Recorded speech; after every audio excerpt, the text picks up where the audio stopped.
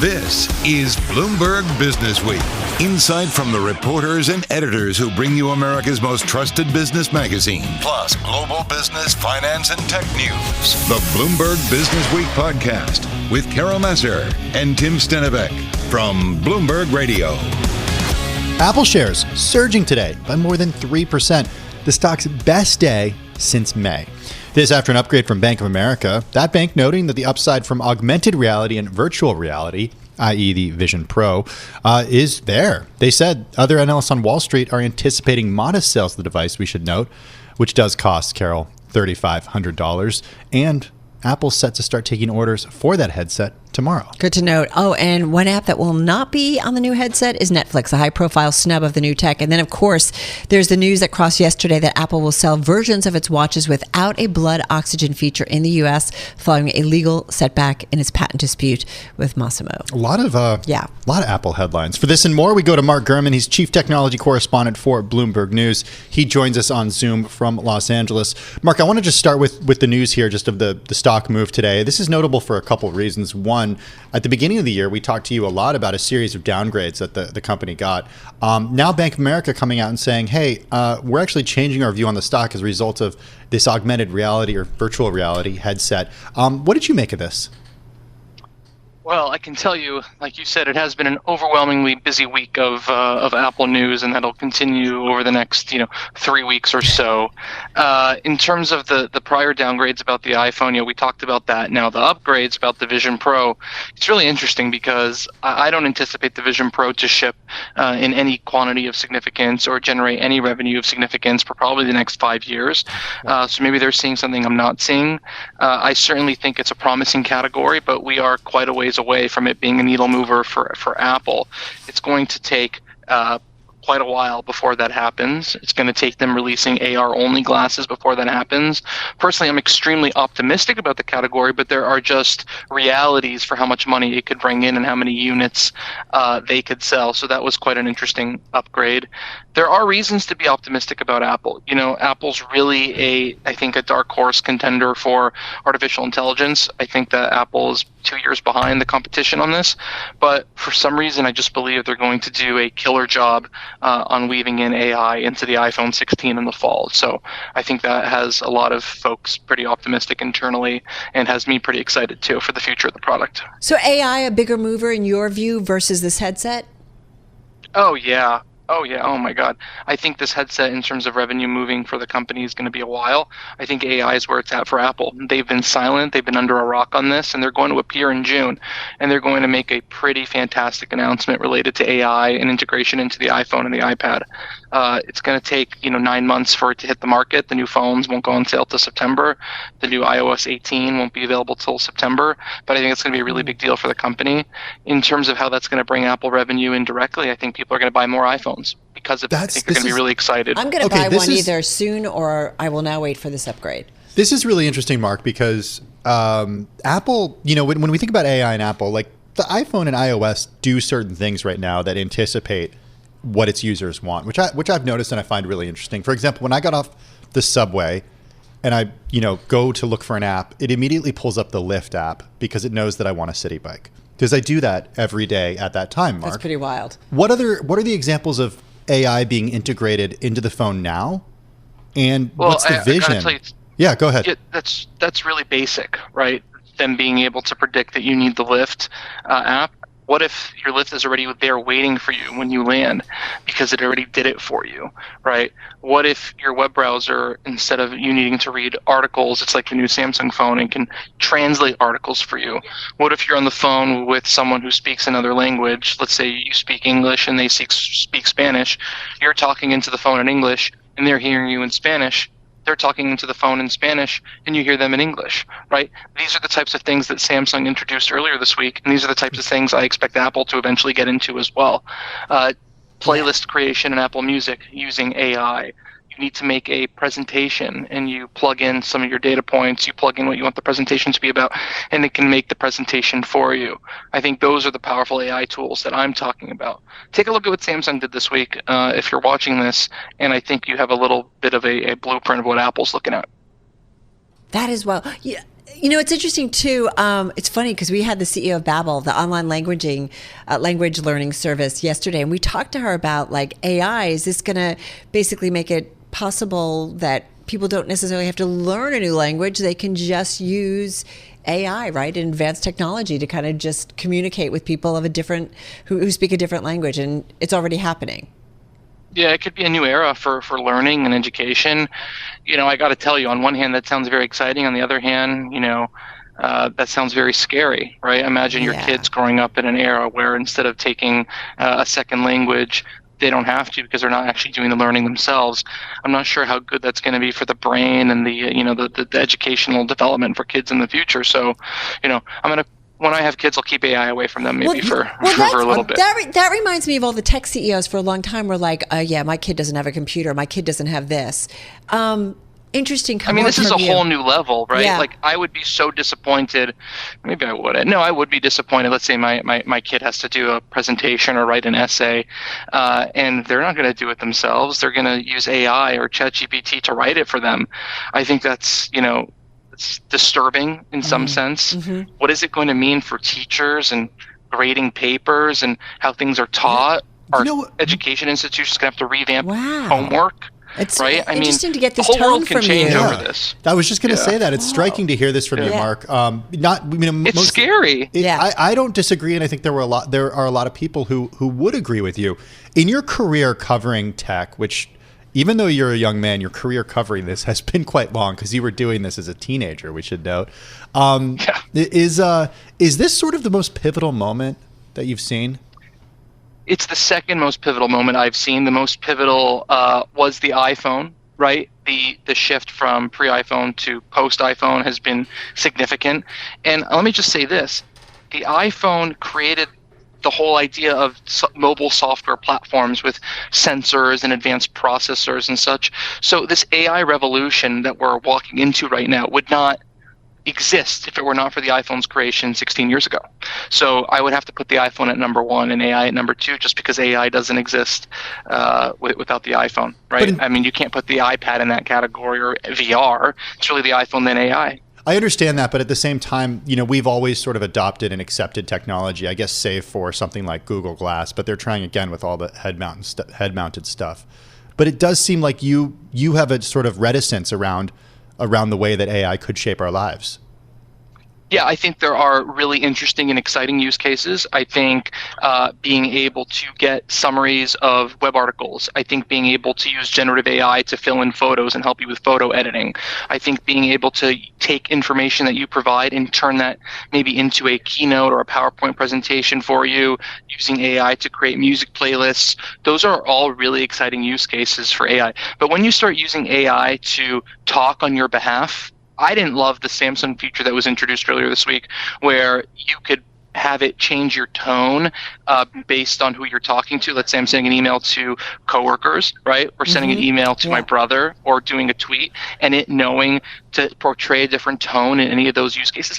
That's a little scary. I don't want to be in a world where people aren't being able to think for themselves, right? There's using AI to enhance the tools you're using today, and then there's using AI to replace your brain and your thinking, and I think that's when AI crosses the line.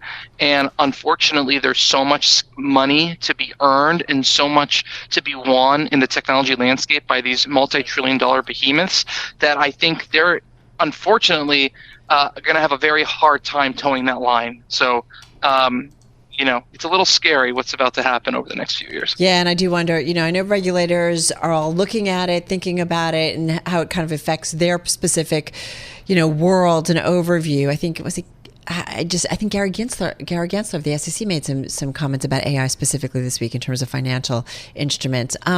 I'm kind of shocked. I think both Tim and I are about kind of the warnings you're putting out there, but I think obviously so relevant as we are kind of very fast moving into this space. Mark, thank you. Really appreciate it. Have a good weekend. Guys. See you next time. I'm feeling a little stressed. Don't be stressed, Carol. Mark will save us, okay? Yes. Mark Gurman, Chief Technology Correspondent for Bloomberg News.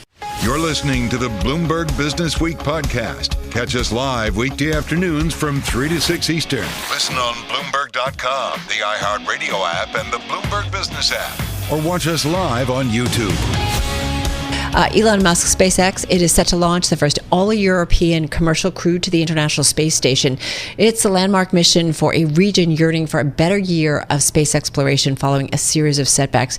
By the way, it would be the third commercial flight to the space station, and if all goes as planned, will kick off a 2-week research mission. And it's interesting in terms of its crew. No, we're actually looking at a picture right now of the Falcon 9 rocket that is set to lift off any minute at 4:49 p.m. from Kennedy Space Center in Florida. We've got a great roundtable of space experts who also both happen to have new books out with us this afternoon. Loren Grush is space reporter here at Bloomberg News. She's also the author of The Six, The Untold Story of America's First Women Astronauts. She joins us from our Austin, Texas bureau. And Kelly Weinersmith is back with us. She's adjunct professor in the Rice University Biosciences Department, also the author of A City on Mars, Can We Settle Space? Should We Settle Space? And have we really thought this through? She joins us on Zoom from Charlottesville, Virginia. All right, so Loren, let's Thanks start. for having me back. Thank you to both of you. Welcome. Loren, let's start with you though, because you're watching this closely and are reporting it out for Bloomberg. Top of mind as you wait this liftoff. Well, I think what's top of mind for me is just how routine these kinds of launches are becoming. This is the third mission for Axiom Space as part of their partnership with SpaceX. And Axiom Space has been conducting these missions to prepare for their own commercial space station, which they are hoping to launch this decade. So yeah, it's just the fact that these are becoming routine when just a few years ago, the fact that SpaceX was launching people at all was a novel thing. Loren, can you explain what it means that the mission is actually operated by Axiom versus operated by a government agency or operated by SpaceX, for example? Right. So, SpaceX is operating the mission in terms of, they're in charge of the Crew Dragon, they're in charge of the Falcon 9 that launches the Crew Dragon to space, but it's really kind of that Axiom is brokering this mission. They're the ones that go out and find the astronauts to launch to the International Space Station. They make sure that they have the agreements with NASA in place to be able to use the International Space Station's resources, and they're also in charge of coming up with the experiments that the astronauts will do when they're on the International Space Station. So they're kind of in charge of putting it all together, but obviously SpaceX is in charge of, making sure that they get to space safely. It's very different from like the 60s, right? And the race to put a man on the moon when it was all over all the governments. It was a whole of government approach, right? It was just NASA. All in. Yeah. This mission, research mission, what do we know about it? So they'll be conducting over 30 research missions on board in roughly 2 weeks. So it's a pretty quick trip compared to what, the NASA astronauts do when they go to the space station. They usually stay for about 6 months at a time. But it will give them a lot of opportunities to perform research in the space environment that they wouldn't be able to do otherwise. And then they'll come home and splash down in the Crew Dragon when they're done. Hey, Loren Grush, we got to let you go because you're a space reporter and you are supposed to be covering this launch. And it's T-minus, less than 4 minutes right now. I think we have about 4 minutes to go, so I'm going to run, but I'm glad to have joined you guys, and I'll go cover this mission. Well, we always love it when you join us, Loren. She's space reporter here at Bloomberg News, also the author of The Six, The Untold Story of America's First Women Astronauts. She joins us from our Austin, Texas bureau. Let's get over to Kelly Weinersmith, the author of A City on Mars, Can We Settle Space? Should We Settle Space? And have we really thought this through? She joins us on a Zoom from Charlottesville, Virginia. Good to have you back with us, Kelly. So I want you to build on what Loren was talking about just now, and the idea that this stuff has become so routine. So that's kind of what sticks out to me too, is like, the first time this happened, it was a really big deal. The first time SpaceX landed one of its reusable boosters, and the second and third and fourth and fifth times, those were pretty cool. That was news, but now this stuff is so routine. It's like just another day in the life of a space explorer. Yeah, it has become routine, and I'm super excited to see us launching astronauts from the U.S. again. So, we retired the space shuttle in 2011, and then for almost a decade there, when we wanted to send our astronauts to space, we had to pay for tickets aboard the Russian Soyuz craft. And so now it's exciting to have SpaceX working on just about their 10th crewed launch to the International Space Station. And as you said, it's become routine, and it's exciting to be there again. Well, and that's what's interesting to me. I was thinking as we were talking with our reporter, we were talking with Loren, where she said it's become routine, and I think, okay, that's kind of, I think, boring. But I also think how cool that it's go back to July 21st, 1969. People got up, people were glued to their TV sets to think, oh my God, there's a man on the moon. And my team knows it. My dad was involved with a lot of space work early on, so it was just like a very big deal. The whole world watched. But how cool that we are a part in our civilization, if you will, that they have become somewhat routine. And I don't know, I think about where that could possibly take us. And that's, your book gets into it about kind of living on another planet. I mean, how do you think about the bigger picture when it comes to space exploration here in 2024? Yeah, well, so tying that question into this point that it's becoming routine, so today the first astronaut from Turkey is flying. And so as it becomes more routine, we're getting a more diverse group of people up into space. And we learn more about how different cultures, different bodies respond to the space environment. And we're going to need that kind of information. And so Axiom does commercial launches. So you can pay to send astronauts up to the International Space Station. And that's sort of changing the criteria a little bit for going to space. So, NASA astronauts are like the finest specimens that our human species has to offer. And as you start having more tourism, you get, people who are older than maybe the ideal we would imagine for sending someone to space. And you get a broader sense of how bodies in different ages and different states start to respond. And that kind of information is going to be important if we're going to start setting up settlements or something at some point. So as this stuff becomes routine, we learn more. And also, as the equipment goes up there more often, we learn how often it fails. Hey, just to remind everybody, we are awaiting Elon Musk SpaceX set to launch the first all-European commercial crew to the International Space Station. We are looking at about 43 seconds to go. Yeah, we're looking at pictures right now of that launch that is set to happen in just about 40 seconds. It's a landmark mission for a region yearning for a better year of space exploration following a series of setbacks. This Falcon 9 rocket is set to lift off in about 30 seconds from NASA's Kennedy Space Center in Florida. This launch originally planned for Wednesday, but was delayed a day to give SpaceX more time to do analysis and checkouts of the rocket and capsule. That is according to the company. And we did mention an international flight. We've got 10 seconds to go here. So we're watching whether or not we see, it looks like everything is kicking in. And let's listen in. 1, ignition, engine full power, and liftoff. Go Axiom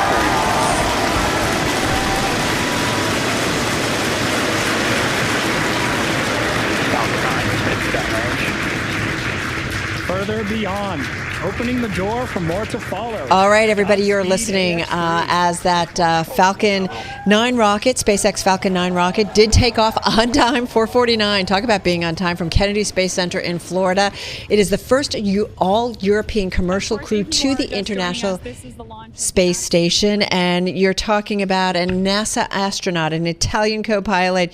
You've got a couple of mission specialists, one from Turkey, one from Sweden. So we're talking about a 2-week research mission as well. So big deal. Yes, it's become routine, but I got to tell you, every time I see it and they take off and they go into space, I kind of get chills. Yeah, it is pretty spectacular. We're seeing images of the rocket taking off about exactly 1 minute at this point into the launch sequence. Commanding Thursday's flight is Michael Lopez Alegria, who led the AX-1 mission back in 2022. That was Axiom's first mission to the ISS. Pilot Walter Zviade from the Italian Air Force, and mission specialist Marcus Want of Sweden, as well as Alper Gazvaci of Turkey, and they're going to participate in that 2-week mission. Now, remember, this was supposed to happen yesterday, so a little bit of a delay here, but nonetheless, on time, 4:49, that Falcon 9 rocket setting off from Kennedy Space Center in Florida, home to so many space missions. Really, the history, if you think about U.S. space work, that is where is really kind of such a key point. And so whenever you see it, it just really takes you back throughout the history of over 50 years or so that the U.S. has been involved. The pilot, I believe, or the NASA astronaut, he is 65, holds dual U.S. Spanish citizenship, a veteran of 5 previous space flights and 10 spacewalks. We should note some other context here that Thursday's launch comes as Europe's space industry has struggled to get off the ground due to delays. We should note, too, that the rocket, which is 4 years behind schedule, is expected to blast off this summer. That's the Ariane 6 from Europe, while the Vega C rocket is set to lift off during the fourth quarter after a mission failure at the end of 2022. All right, so let's go back to Kelly Weinersmith, who's been watching with us as well, or listening along, adjunct professor in the Rice University Biosciences Department. We've talked with her about her book that was out recently, A City on Mars, Can We Settle Space? Should we settle space? And have we really thought this through? What do you teach your students today who are probably kind of, oh yeah, there's another thing that's flying up in space? Like, they too have kind of got used to it. It's a very different era. But what is it that you want to kind of relay to them or teach them about space exploration? Well, I'd like them to be excited about how international this activity is. You know, you have 4 different countries from Europe represented on this one flight, and there's even more countries represented up at the International Space Station. And additionally, you know, the more times we go up and the more experience we get, the better we get at space, and the better that helps us with various exploration stuff. And, you know, we're working our way back to the moon, which is exciting as well. We should know to continue to follow the launch here. The Falcon 9 first and second stages are separating, and we just saw an image of the crew actually clapping as that did occur. Hey, Kelly, that's always like a whew. Yeah, it is. Well, worked. talk to us a little bit about the process here, Kelly, and it's really what we should be listening for and what we should be watching for as this crew makes its way to the ISS. Well, I'm not really a launch expert, and so I'm not really sure what we should be looking for at this point. I'm more about space settlements. Well, and one thing I will want to say, what's interesting, and I was telling these guys, my dad was involved in it early on, the idea that these rockets go back down to Earth, right? That the return to Earth is just kind of fascinating, because that's not how it used to be. You lost a rocket that would send something into space. So it's such a different, if you think about how it has evolved, is just kind of mind-blowing. I don't think it was in my dad's era because he's passed away, but it's just kind of wild that we have progressed to that point that we can reuse these rockets. Well, it's something, Well, go ahead, Kelly. The shuttle was supposed to be reusable, but it ended up being so expensive to reuse it that it just didn't become a viable way to get stuff to space. And the fact that SpaceX has not only made things reusable, but made reusing these things so cheap has really lowered the cost of going to space. Okay, so I'm glad you brought that up, because that's exactly where I was going. How much credit is due to Elon Musk and SpaceX for revolutionizing the way that these things can be reused? I think a lot. I've heard a lot of people complain that, Musk gets government money, and so I don't know why it's so exciting. Like, we did this with the space shuttle, but, lots of companies get government money, but no one has been able to drop the cost the way SpaceX has been able to drop the cost. And so I remain very impressed. So, Kelly, when you think about kind of where we should go with this, I mean, all of the NASA work and lead up to getting and putting a man on the moon back in the 1960s, led to some innovation, some development. A lot of investment went in that. We talk about it often today that there isn't enough investment maybe in this world, or we're short-sighted, minus maybe an Elon Musk and some others. So when you think about it, I think about your book, City on Mars, like, why is it so important, or why is it not? Like, what's your view on that in terms of investing in this and what it brings to a nation or to a world, to citizens of the world? Well, investing in space has lots of benefits back here on Earth. So for example, if you study Venus, you can learn about what climate change can do to a planet, and that gives us some lessons that are helpful back here on Earth. So exploration can teach us not just about space, but about Earth as well. We get experience working together on the International Space Station. I don't think that's going to solve a lot of our geopolitical problems, but it's nice to have some areas where we're connecting with other people. I just think humans, we love to learn about our environment, and space just sort of helps us learn about the world around us. You're also, though, have taken sort of in the book, and we spoke about this back in October, November when we had you on the program, a critical look at the way that we're thinking about planets and settling planets outside of Earth, of course. Talk to us a little bit about why you think, and it's in the book's title, we haven't necessarily thought the idea through that we should be settling other planets. Well, there's only so much that you can learn on the International Space Station about how human bodies respond to space. We're protected from a lot of space radiation by the magnetosphere if you're on the International Space Station, for example. So we don't really know how space radiation impacts human bodies. I'd say we've done a lot of cool things in space, and we have a really exciting low Earth orbit economy. But in terms of whether or not we know enough to be having babies and growing families on a place like the moon or Mars, we're really not there yet. Yeah, it's kind of interesting, right? Hey, just to remind everybody, if you're just tuning in here, SpaceX rocket blasting off today, carrying the first all-European commercial crew to the International Space Station. Landmark mission, as we've been talking about, for a region looking to mount a comeback following a series of setbacks. It's been a little bit of a rough ride over the last year or so. SpaceX's Falcon 9 rocket, topped with its Crew Dragon capsule, lifted off at 4:49 p.m. local time, on time, from NASA's Kennedy Space Center in Florida. This is according also to a webcast of the mission, but we watched it. Listen in a little bit. Stage 2 STS has saved. We did stick that landing.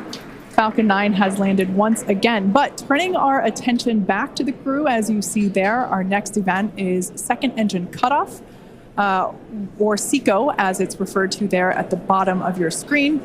Second stage will coast for a few minutes until Dragon is commanded to separate. A lot of just the energy here as SpaceX Mission Control is buzzing. You can hear commentary behind us. Right now, the crew is experiencing about 3 Gs, so pretty much a roller coaster for those thrill seekers out there. All right, everybody. So you are listening to NASA's Kennedy Space Center, obviously telling us exactly what is happening to the crew aboard the rocket there. The of course, Falcon 9 Dragon. Yeah, I should say. Right. Falcon 9, excuse me. And just keep in mind that this crew expected to dock at the orbiting research lab some 250 miles above Earth and roughly around 5:15 a.m. New York time on January 20th. So we got to give it a little bit of time to ultimately get there. Yeah, this crew is expected to dock at the orbiting research laboratory. They are in the Crew Dragon capsule from SpaceX right now, some 250 miles above Earth. That's set to happen at roughly 5:15 a.m. On January 20th. So there is some time they're going to be spending getting to the ISS. Watch a couple movies, some peanuts. That doesn't happen. Kelly Weinersmith is here with us, of course, an adjunct professor at in the Rice University Biosciences Department. Her book that we've talked about, City on Mars, just got about 45 seconds or so. Final thoughts here as another mission goes up. Yep, routine, but it's still pretty amazing. Yeah, still totally amazing and exciting to see astronauts coming from U.S. soil. Way to go, SpaceX and Axiom and NASA. Hey, one last question. Your students, are they interested in being involved in space development and working either with the government or private companies like a SpaceX? Again, just about 20 seconds or so. Yeah, they are. And I think they're interested in seeing it done in a way that also protects the Earth and, takes into account diverse perspectives. It's very exciting working with students. They've got a good perspective. Very, very cool stuff. Hey, really appreciate you joining us this afternoon. Kelly Weinersmith, adjunct professor in the Rice University Biosciences Department, also the author of A City on Mars. Can we settle space? Should we settle space? And have we really thought this through? Joining us on Zoom from Charlottesville, Virginia. All right, off and running. That SpaceX rocket blasted off, and we've got an international or all European commercial crew to the International Space Station. So we'll continue to monitor it, everybody. This is Bloomberg. You're listening to the Bloomberg Businessweek podcast. Catch us live weekday afternoons from 3 to 6 Eastern on Bloomberg Radio, the Bloomberg Business app, and YouTube. You can also listen live on Amazon Alexa from our flagship New York station. Just say, Alexa, play Bloomberg 1130. Yummy, yummy, yummy, I got love in my tummy that your love can satisfy. All right, yummy, yummy, yummy. We're talking gummies. This is a great story, man. We have talked about this a lot on this Thursday. I can't get enough of this story. Nobody can get enough of this story. It turns out everybody loves gummy bears. Oh my God! It's a real life candy factory out of Charlie and the Chocolate Factory. This is real. This is like a sanitized, like simple. There's no Willy Wonka there. Oh, You're not going to fall into Chocolate, a river. Right. Everything is, very, very clean. Everywhere. We're talking about the Haribo plant in Pleasant Prairie, Wisconsin. It's the company's first one in North America. It's a cavernous facility that's mostly colorless and meticulously clean, staffed largely by robots. How do we know all of this? Well, in her latest for Bloomberg Businessweek, Deena Shanker got to spend some time inside the new Haribo plant in Wisconsin, a pretty sweet assignment, I would say. So what you did there. Deena Shanker is consumer reporter for Bloomberg News. She's with us on Zoom from New York City. Also here is Laura Bliss, who edited this story. Laura is CityLab editor. She joins us from San Francisco. Deena, first off, how many gummy bears did you eat in the production of this story? Do we count the ones I was eating right before I came on camera? Yes. It's been a lot. All flavors? All the flavors. I mean, I am on the gummy bears. I am on the twin snakes, which I didn't even People know about love twin snakes until before the story. They're so good. The Haribo peaches. I mean, everything. They're really good, and they don't all taste the same, which you might expect that the shapes are different, but the flavors are the same. They are not. They are all different, and they are all delicious. So Deena, a lot of our viewers and listeners know you from the, I don't want to call it fake meat beat, but the not quite real meat, plant-based meat beat. Like that is what you do. The factories that you cover are the ones that produce the impossible and beyond. And you've been doing that for years. How did you end up finding yourself in the gummy bear factory? Yeah, what was the pitch to the editors and the editorial team? Like, hey guys, I kind of like gummies. No, what was the pitch? I have to say, this story, I'm so lucky. This story came to me, that they asked me to write it because they had a photographer who was obsessed with Haribo and really wanted to do this story. And they were like, Deena, would you do it? And I was like, obviously, I will do this. Thank you so much. I will be there tomorrow. Thank you. And I'm going to bring some home. All right. Yeah, exactly. Laura, come on in. You edited the story. You're CityLab editor here at Bloomberg. Size and scope, this story has it all.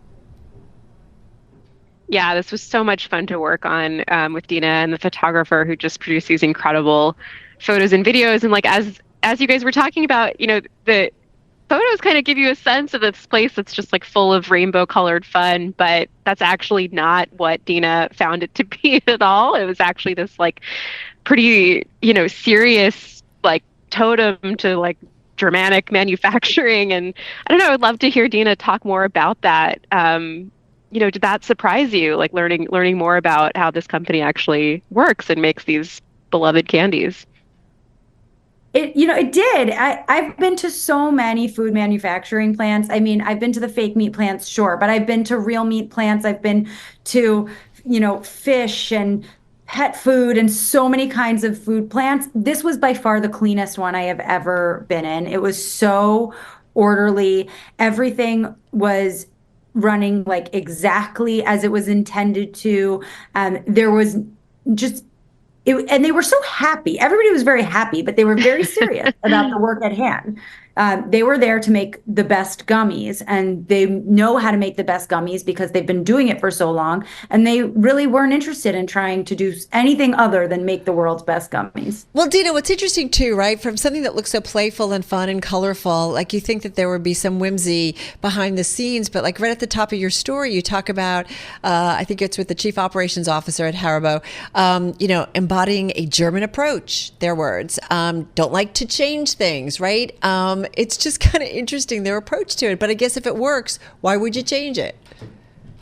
Yeah. And, I just have to say that everything Hakan, the COO, everything he said with like such a smile. Everyone was so delighted to be there. Everyone was so happy, but they were also so serious about how committed they were to quality and to doing everything just so. And I respect it very much. It was just fantastic. I was so delighted to be there. Let's talk a little bit about scale, Deena, in this new factory in Wisconsin, the first for Haribo in North America. How much is produced there? What are their plans for increasing output? And just contextualize this with how much candy they're actually selling when you look at the whole global industry. So they make 60 million gold bears every day at this plant.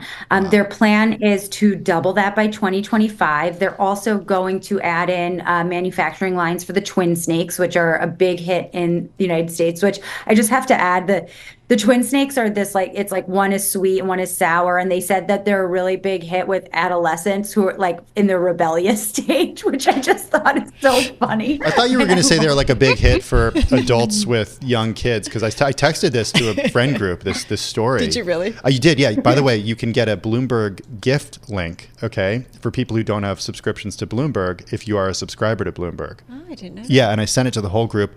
They loved it. And they mentioned the twin snakes part of this, Deena, because I guess this is a huge sleeper hit that I had no idea about.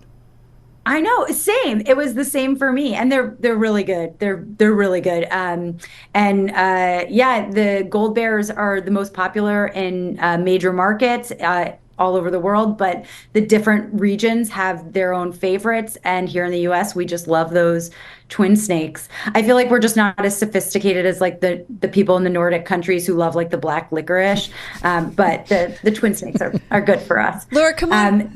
Come on in. I don't know if you have another question for Deena, because it's always curious about kind of the editing process on this story and like kind of the things you guys wanted to know or how you kind of worked it through.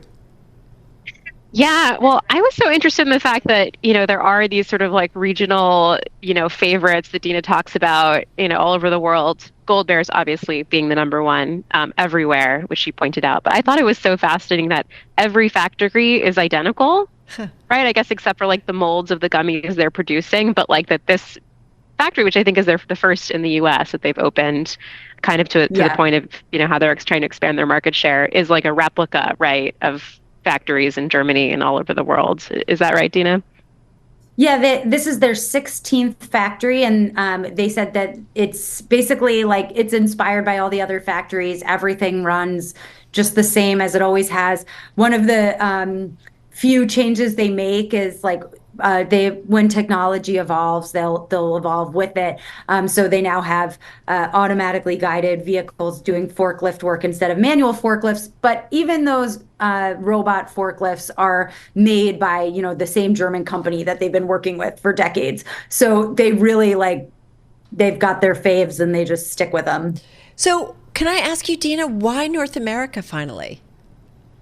I mean, this is the place to be. I think the U.S. is a huge market, and they have a lot of room to grow here. They are the Haribo brand is the #1 sugar confectionery brand in the world, but here in the U.S., it actually trails behind Skittles and Twizzlers.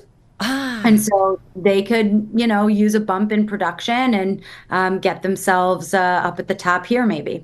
I'm just surprised, Deena, that it took them so long to open a plant here in the U.S. So that in North America. So that means that all the Haribos that I've been eating for many years of my life have come from some other facility. Was it Germany? Where were they? Do we know where they were importing them from? I will say, just a side note, when I was growing up, and we would have visitors come stay with us from outside of the U.S., they would always bring Haribo. Really? Yeah, like that. Maybe they got them at duty free, or maybe it was cheaper in Europe or something. But cool. I was I always thought it was like a foreign thing as I was growing up. But it turns out maybe that's why I like the gummy bears so much now. It's funny. I always thought it was a Japanese brand for some reason. Only recently learned that. And the story of the Haribo name is kind of interesting. It's like a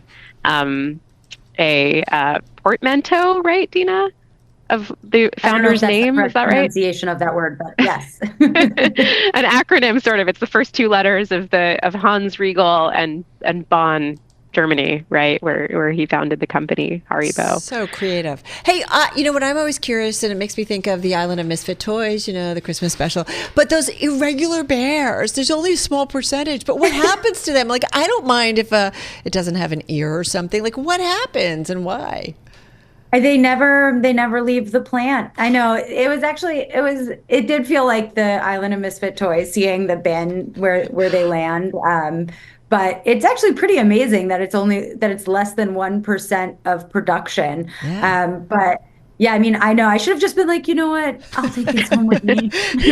I did try to get Deena to get an employee to admit that they'd been snacking off the reject bear pile, but they were too professional, I guess. Okay, Deena, what goes into a gummy bear?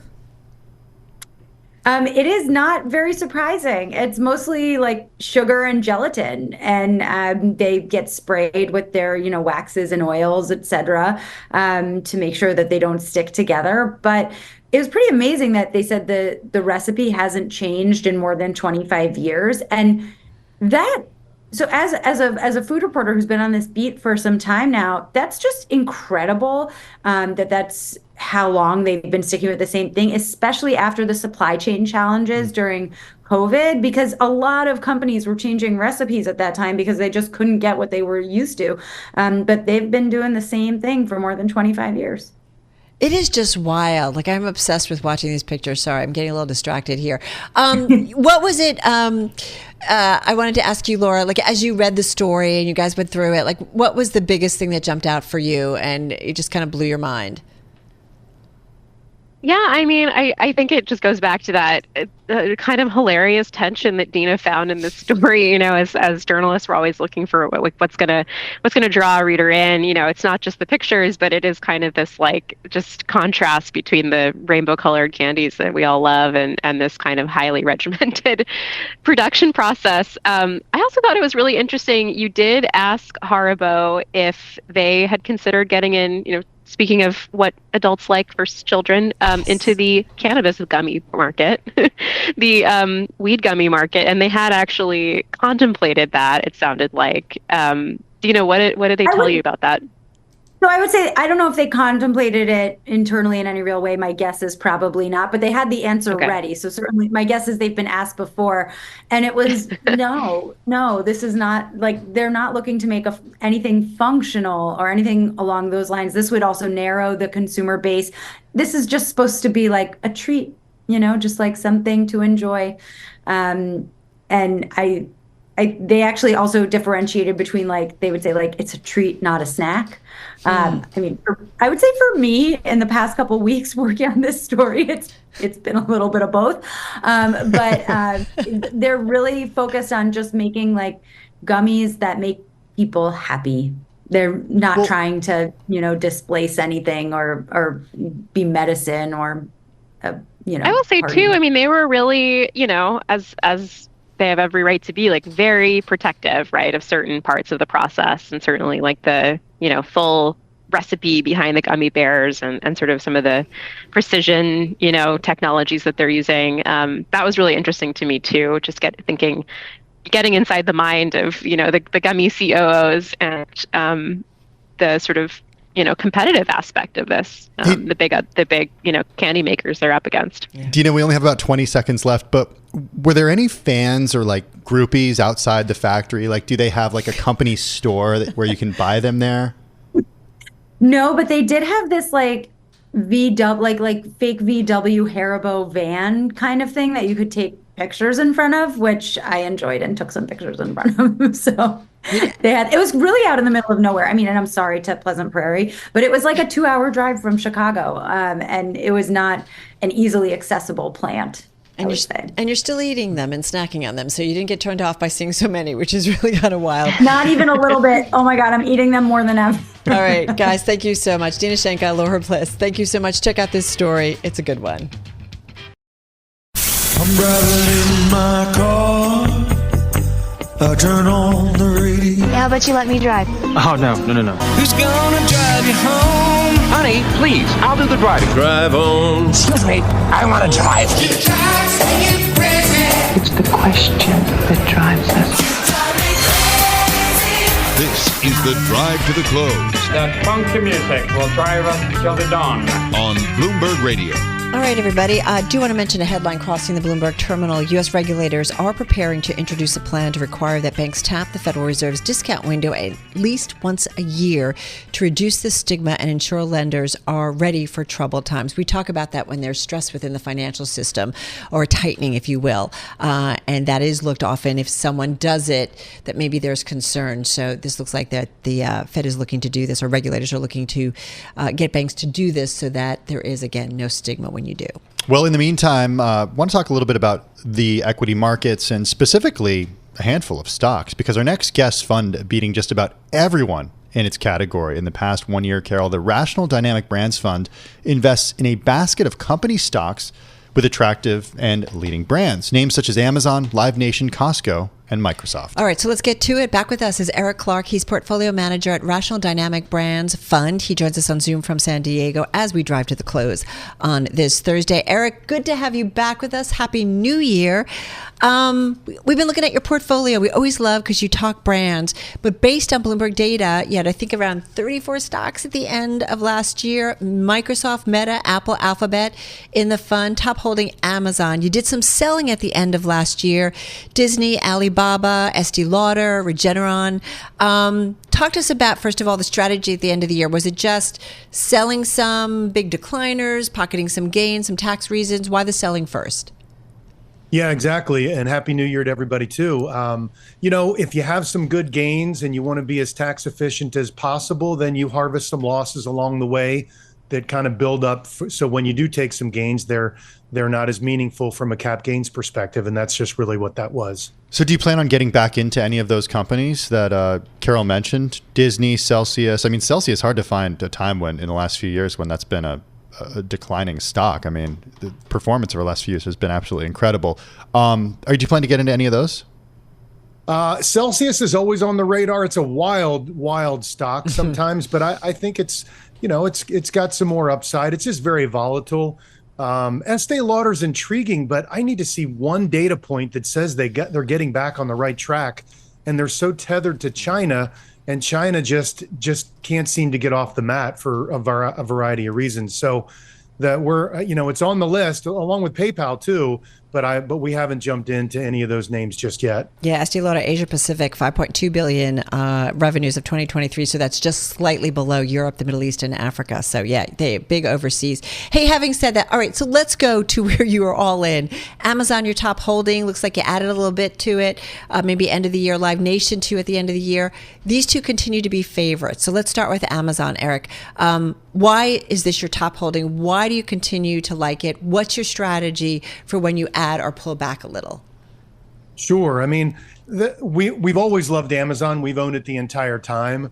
But when they go through these big spending cycles, and this last one was the most epic of all time, probably in relative and absolute terms, the stock tends to lag. And they essentially built a UPS over the last 3 years, which is pretty astonishing. They did a lot of hiring, and now they're starting to monetize that logistics spend, allowing us to order more from Amazon more frequently, which gives them better profitability. And, the retail business kind of gets ignored. It's still something like 400 billion or something in revenue, and everybody only focuses on AWS and the cloud initiatives. But that's where the profits are. So it makes sense that people are focused on that. Absolutely.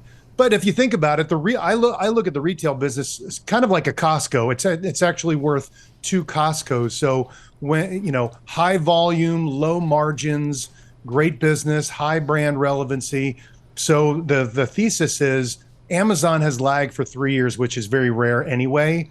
And there's some mean reversion just in a great business as long as it stays really relevant, and it has. The AWS will reaccelerate with AI, et cetera. The retail business is doing just fine, getting back to profitability, better net incomes. The stock will recover. That is historically what's happened. So plus the ad business, et cetera. I mean, they just have a lot of levers to pull. Well, it's that whole idea in terms of the retail sale. You think about what Walmart, right, built a business out of selling a lot of stuff with pretty low margin, probably most of it or a lot of it. So it's kind of interesting, but you're right. I mean, we kind of ignore that business, as Tim said, though, the profitable business, AWS, but nonetheless, they sell a lot of stuff, and increasingly so. Everybody's go-to is Amazon when it comes to retail. Live Nation, what's the strategy on this one and why you believe it's a buy and you continue to like it?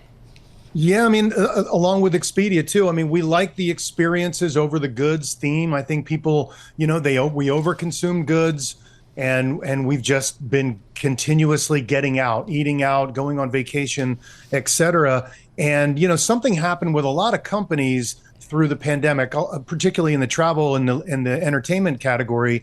They were forced to get really lean and really fit from an operational perspective. And so those will pay dividends. That just better profitability, better margins, better free cash flow will pay dividends over the years, because they're not going to revert to that lower margin profile if they have good brand love, if the category, the spending category is still really popular. And we have seen no evidence of a slowdown in entertainment and events around the world. And so Live Nation is just a better business than they once were. And the demand is still super strong and the stock doesn't reflect it at all. So we added to it today on this little dip. I think it's a gift down here under $90. I will say 9% of float is shorted right now. So there's some folks betting big time against it. We want to ask you about NVIDIA. Yeah, we got a minute left, Eric. We were shocked to see no NVIDIA in the portfolio in the fund. What's going on here? Why not? You know what? We love NVIDIA, the AI story. It's up 15% this year. Yeah, and they've done it without us, sadly. We just, it was resting and then it kind of broke out basically the first week of the year and we just didn't jump on it. But NVIDIA is going to give us another shot. It's just such a wild child.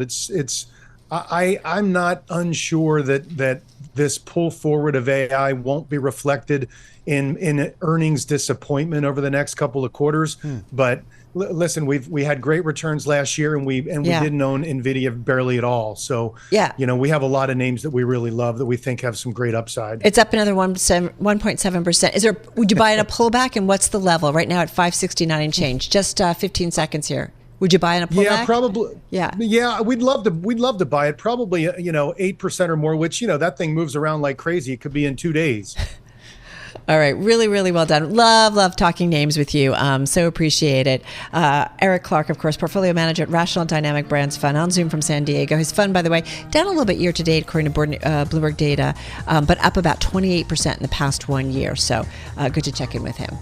Yeah. No NVIDIA. Yeah. 8%. Was it 8% at the beginning of the year? Still early in the year. So we'll see. This is Bloomberg.